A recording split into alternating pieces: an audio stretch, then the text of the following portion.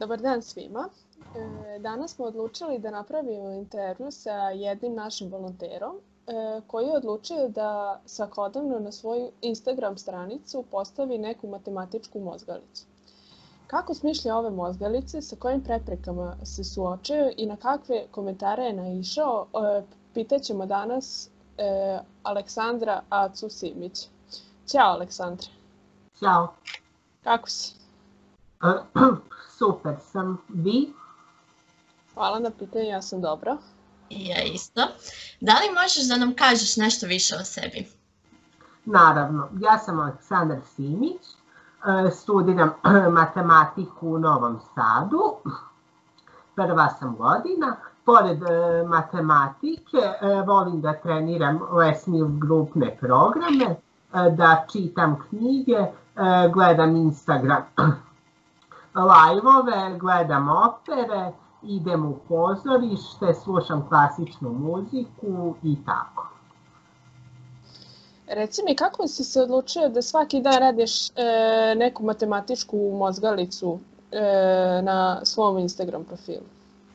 Pa dugo sam razmišljao o tome da pokrenem neki blog ili Instagram ili Facebook stranicu posvećen matematici, kreativnoj matematici, učenju matematike na neki jednostavan i kreativan način i tome slično, ali nisam znao šta bi bilo najbolje, šta bi ljudima bilo najzanimljivije, jer jedno vreme sam pisao blog o kulturnim dešavanjima u Novom Sadu i od njega sam nažalost odustao, nije funkcionisao onako kako sam ja zamislio, pa sam u jednom Instagram live-u kod Vesnika Proleća, tako se zove Instagram profil, inače se devojka zove Andrijana Božić, ona se bavi Instagramom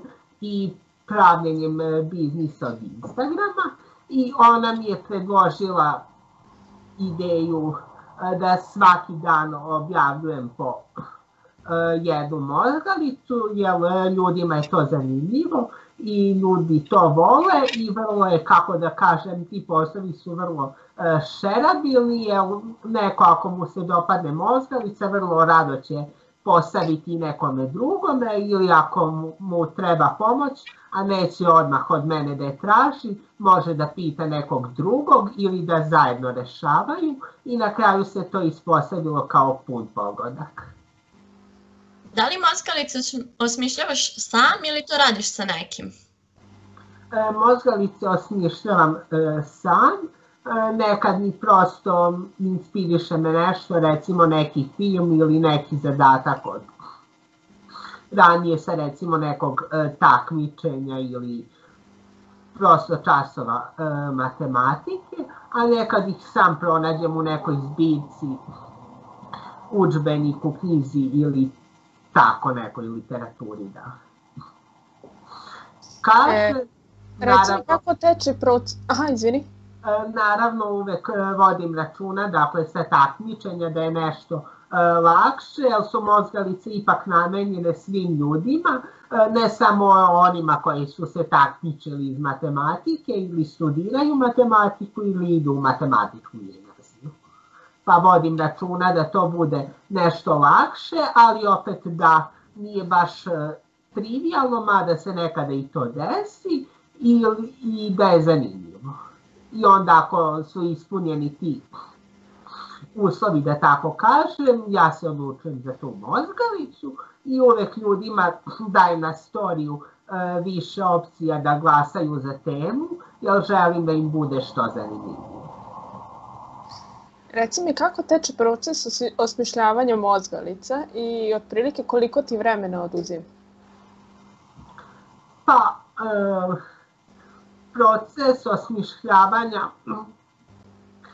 funkcioniše ili tako što, na primer, nađem tu mozgalicu negde, recimo u matematičkom listu, na takmičenju Kengur, na primer, ili u nekom udžbeniku, ili tako što mi prosto u nekom trenutku tokom dana padne na pamet neki zadatak ili vidim negde, setim se nečega što sam rešavao i onda osmislim nešto ako treba nekad olakšam zadatak ili malo izmenim da bude ljudima zanimljivije i onda u alatu Canva imam šablon za te mozgalice i za rešenja i tu iskucam i objavim na Instagramu.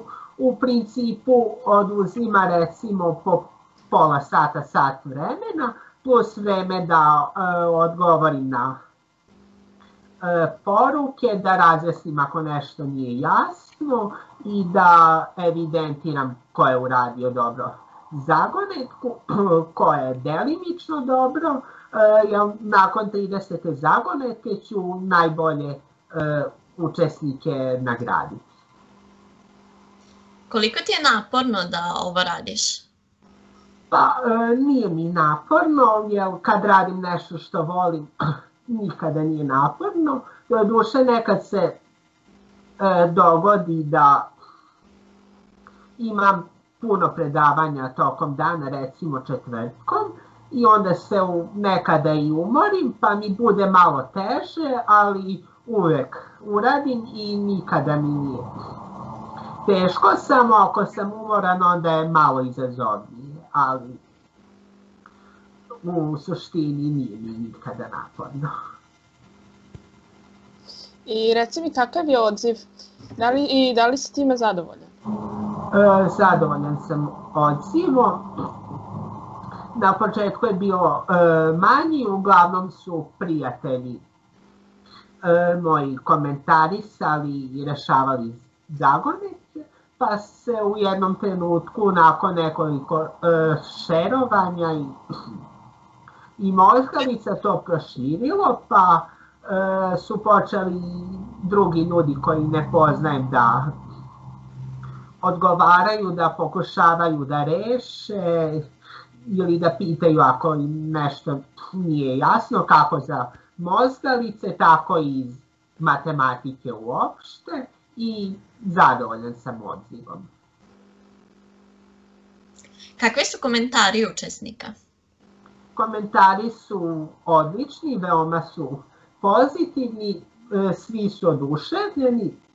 Evo recimo, jedna vlasnica cvećare je rekla da je volela matematiku, ali međutim morala je da se bavi nečim drugim, pa joj te mozgalice dođu super malo da ispuni sebi želju i da se bavi matematikom, pa je čak za Svetlu nedelju bila, to je bilo sada u nedelju, bila mozgalica inspirisana cvećem, koja se prilično dopala, doduše ispostavilo se da je malo teža, pa nije uspela do kraja da je reši.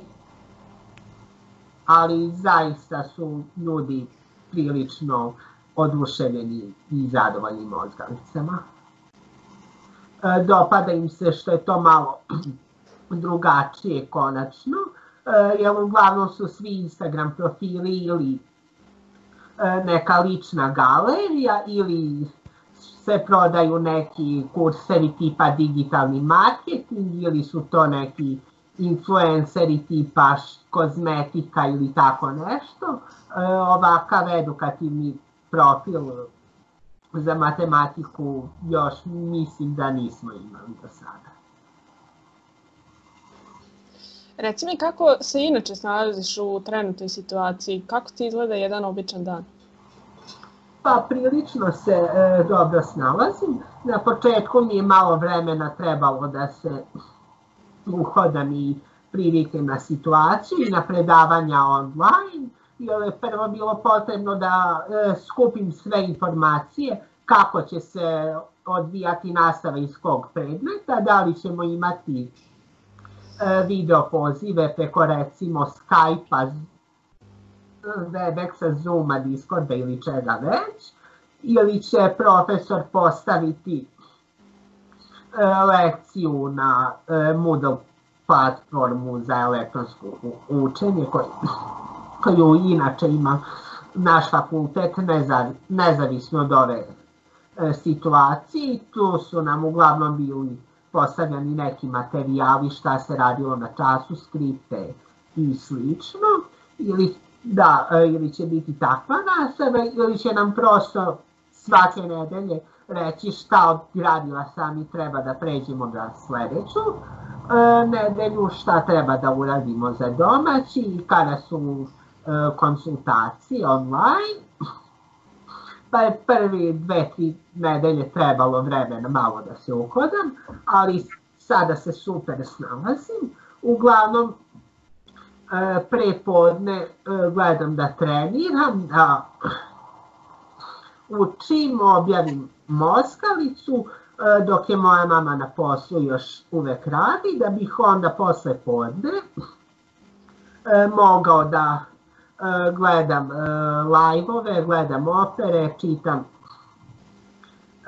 knjige, učim eventualno još nešto, dopisujem se sa prijateljima i ljudima koji rešavaju mozgalice, kuvam ponekad i tako. Naravno, predavanja pratim redovno po rasporedu, ona su takođe posle podne uglavnom i to je otprilike to.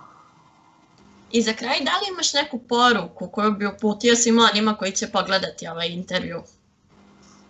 Pa, imam dve poruke.